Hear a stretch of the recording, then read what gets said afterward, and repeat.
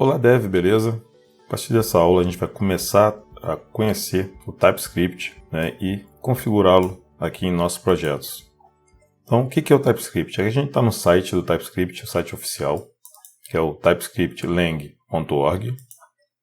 Aqui você tem a opção de mudar o idioma para português. Ele dá até essa mensagem aqui embaixo, trocar língua, porque já tem um português disponível. Se você perceber, é uma página que não está totalmente traduzida, Tem bastante coisa aqui para traduzir ainda. Bom, e o que é esse TypeScript, O TypeScript ele foi desenvolvido pela Microsoft e é uma linguagem de código aberto que se baseia em JavaScript, o JavaScript que a gente começou vendo aqui no nosso curso, adicionando definições de tipo estático e funcionalidades que facilitam muito a vida do desenvolvedor. Então o TypeScript ele pega o JavaScript, atribui a isso uma tipagem estática, onde você tem que, ao criar os objetos, variáveis, funções e tudo mais, você deve definir, informar qual é o tipo de cada informação, se é string, se é um objeto específico, se é um number, se é um boolean e por aí vai. Um dos principais propósitos por trás do TypeScript é ajudar o desenvolvedor durante o processo de desenvolvimento de uma aplicação JavaScript. Então você tem o JavaScript com o sistema de tipagem. Você tem um JavaScript com a capacidade de utilizar recursos mais recentes do ECMAScript.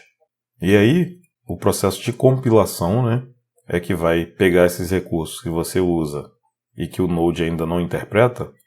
Então, o compilador pega isso e converte de forma que o Node vá conseguir interpretar. Então, por isso que a gente tem que usar o processo de compilação do código. Então, aqui você tem a documentação oficial, muito extenso isso aqui, É a linguagem inteira aqui, Você tem tudo que você precisa aqui. Tem um playground para começar a codar aqui, Caso você não tenha um ambiente propício aí no seu PC e não queira ainda instalar as ferramentas e tudo mais, você pode usar por aqui e começar a experimentar, Mas eu escrevi um artigo aqui, uma postagem aqui em meu site. Aqui já está o link direto. Vou deixar esse link, como documentação dessa aula, onde aqui tem um resumo do TypeScript, alguns exemplos de como trabalhar com essas tipagens, com esses recursos aí. Então, isso aqui vai ser bastante útil para você que está iniciando, nessa questão do TypeScript aí. Então, aqui a gente tem a descrição breve.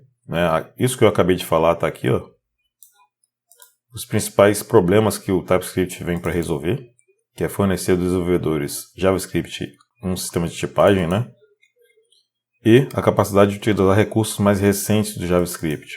E aí o compilador é que vai fazer o Node.js entender isso.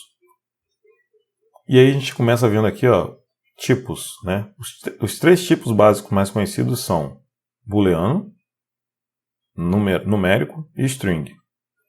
Só que além desses três aí, com o TypeScript a gente tem outras formas de atribuir tipagem para as informações. O N, que é muito comum de você ver, ele aceita qualquer valor, então ele é utilizado quando não queremos fazer a checagem do tipo, Eu não quero dizer especificamente o valor para aquela variável, por exemplo. O void é basicamente o oposto de N, então N é qualquer coisa, void é nada.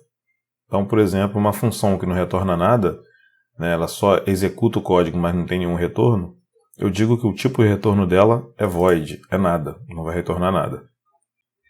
O null, que só aceita valores do tipo null, especificamente, tem que especificar isso. O undefined, que o JavaScript possui esse tipo undefined, então ele só vai aceitar valores do tipo undefined mesmo. Tem esse never aqui, que não aceita nenhum tipo, é utilizado principalmente para funções que nunca devem retornar algo, como loops infinitos ou exceções. São funções que normalmente entram em execução e não param. Então a própria linguagem vai atribuir essa tipagem a isso. São casos bem específicos. No nosso caso, quando eu escrevo uma função que não vai ter retorno, eu vou usar o void. E aí a gente começa a ter aqui as estruturas que são compostas. A primeira delas, mais conhecida, mais famosa, são os arrays. Então a gente tem duas formas principais de declarar array aqui com TypeScript. A primeira é, eu crio a variável e atribuo ela, ao invés de só colchete, como a gente fez aqui, ó, nesse caso, se eu sei que isso aqui vai ser um array e que nesse array eu só posso armazenar string, então eu vou colocar isso aqui, ó, string e abre e fecha colchetes. Então eu estou dizendo que isso aqui é um array de strings. Eu não posso aqui dentro passar um número. O TypeScript não vai deixar. JavaScript não entende isso, né? A gente simplesmente usa o colchete. Então, dessa forma aqui, ó, eu estou dizendo que essa constante só vai receber strings aqui como conteúdo. Então é um array de strings. Outra forma de eu dizer a mesma coisa é eu dizer que essa constante ela é um array e aí eu tenho generic. Isso aqui é o chamado generic, onde aqui entre menor e maior a gente informa qual tipo de informação que esse array vai conter, que essa estrutura aqui que está à esquerda vai conter. E aí, da mesma forma, eu estou dizendo que é um array de string. Então eu posso atribuir dessa forma ou dessa forma usando generic. As tuplas, isso aqui a gente usa quando queremos trabalhar com arrays que sabemos exatamente quantos elementos ele terá, mas que não serão necessariamente do mesmo tipo. Exemplo, uma tupla eu tenho um array que ele vai ter sempre duas posições, porém essas posições, na primeira vai ser sempre uma string e na segunda vai ser sempre um booleano. Então está aqui um exemplo de um array como esse. Então aí isso é chamado de tupla. Aqui a gente tem uma outra estrutura que são os enums, né? Que a gente utiliza quando queremos dar um nome mais amigável a um conjunto de valores. Exemplo, eu crio um enum chamado de text e abro um objeto e passo quais valores que eu permito que sejam atribuídos para uma variável que é criado como esse tipo enum. Então aqui tem um exemplo, uma constante curse text, onde eu vou atribuir para essa instância curse o valor node especificamente, que é uma das opções aqui.